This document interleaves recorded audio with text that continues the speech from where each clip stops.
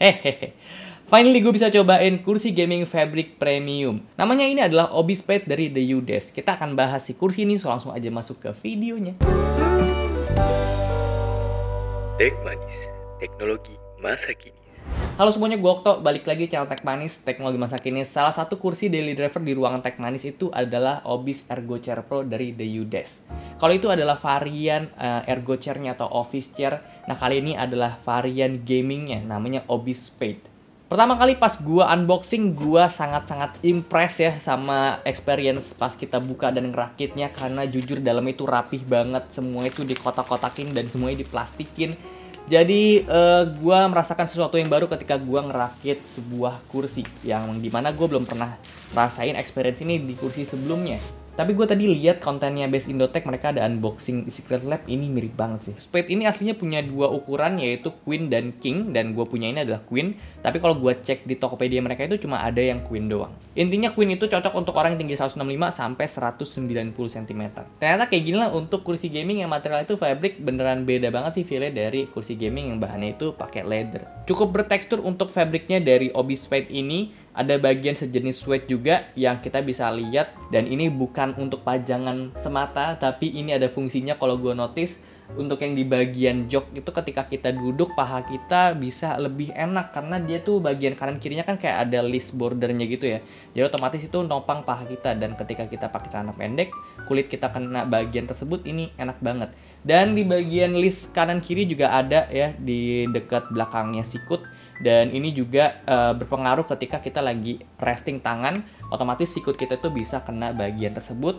Kalau ini dipakein fabric yang biasa mungkin akan kurang nyaman, tapi di sini dipakein yang bahan suede, jadi ini lebih enak banget kena kulit. Gue langsung mention aja sebuah fitur yang nggak pernah gue temuin sebelumnya, yaitu ini dia punya armrest itu magnetic.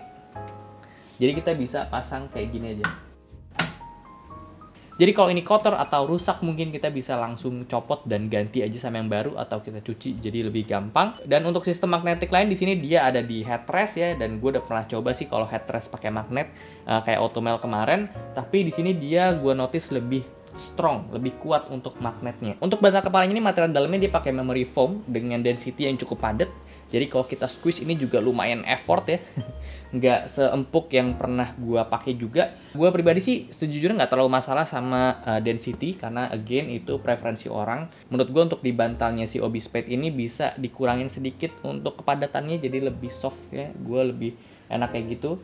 Dan sistem magnetik juga ada satu lagi di cover sebelah kanan kiri untuk tutupin rangkanya. Untuk backrestnya ini dia full lapisan luarnya adalah fabric sampai belakang, dan ini rapi banget, jahitannya rapi semuanya, gue suka. Ada logo-logo Spade juga ya, dan Obis juga ada di sini. Ada tulisan Q 2023 di bagian sebelah kiri si sandarannya. Mungkin ini maksudnya adalah Q untuk size-nya, dan 2023 adalah serinya dia.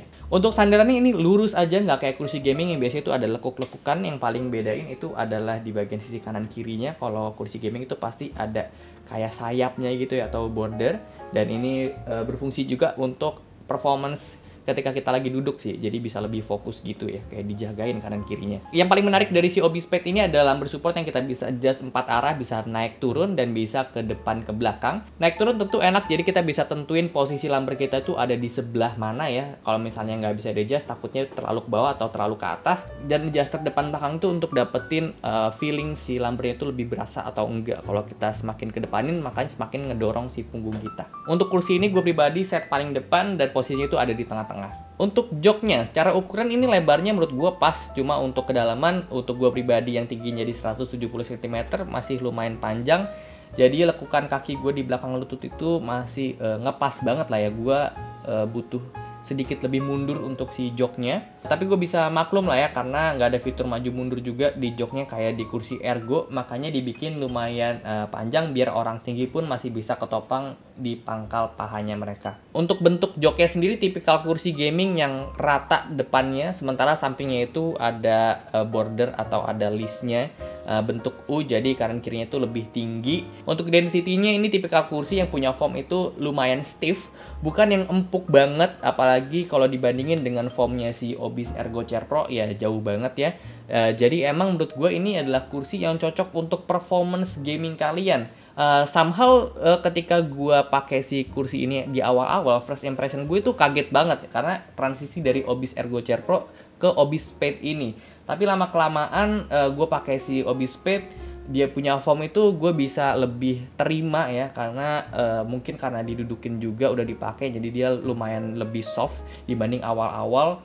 Pas awal itu bener-bener ini keras banget, pasti kalian juga akan kaget pas baru cobain si kursi ini. Mekanisme di kursi ini bisa dibilang nggak sebanyak di kursi ergonomik ya. Obis Spade ini kita bisa naik turun gas liftnya, tentu ada rocking system juga, dan kita bisa lock si rockingnya, plus ada tension adjuster. Reclining nggak sampai 180 derajat, tapi ini udah lumayan rebah, dan seperti biasa jenis reclining gini kalau kita balikin harus ditahan. Mekanik lain tadi ada yang lumbar supportnya, dan paling lengkap itu ada di armrestnya dia. Ini armrestnya udah 4D, dan kualitas armrestnya menurut gua harus diacungi jempol, ini bagus banget. Bisa naik turun, atur depan belakang juga bisa, lebar kanan kirinya bisa, dan angle adjustment juga ini bisa. Again, ini armrestnya bisa dicopot, dan gua happy banget sama si armrest ini. Dan ditambah juga sama materialnya, ini empuk banget, sama tangan itu nyaman.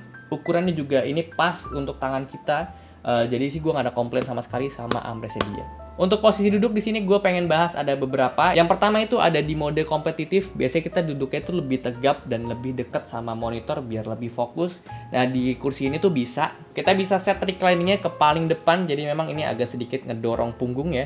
Tapi bikin kalian tuh bisa fokus gaming dengan posisi ini, karena punggung dan kepala itu tetap kesupport sama kursinya walaupun kita duduknya tegak dan agak maju. Ketika gue kerja pakai kursi ini, gue cari posisi yang lebih relax. Jadi recliningnya gue turunin sedikit, jadi lebih enak. Dan gue tingginya itu di 170 cm. Posisi terendah dari kursi ini dengan set gas lift dan armrest paling rendah itu segini. Kaki gue bisa napak lantai, relax. Tapi tangan gue ini nggak kesupport sama sekali sama si armrestnya. Dan untuk meja yang tingginya di 70 cm juga ini posisinya ada di bawah meja, jadi kurang oke. Gue baru nyaman secara posisi duduk itu ketika armrestnya gue naikin ke paling tinggi dan gue turunin 2 level. Ini pas jadinya bahu gue itu lebih relax, tangan gue bisa kesupport. Dan gue harus tinggiin gas lift sedikit untuk dapetin tinggi yang setara di meja yang ukurannya 70 cm. Dan untuk posisi paling tinggi dari kursi ini bisa support meja sampai 75 cm aja.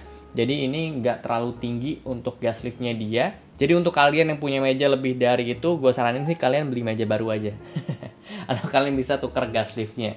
Jadi dia itu pakai gas lift kelas 4 yang bisa harusnya sih sampai 150 kg ya, standar kelas 4. Jadi untuk kalian yang beratnya di sekitaran segitu ya kalian bisa concern sama si kursi ini.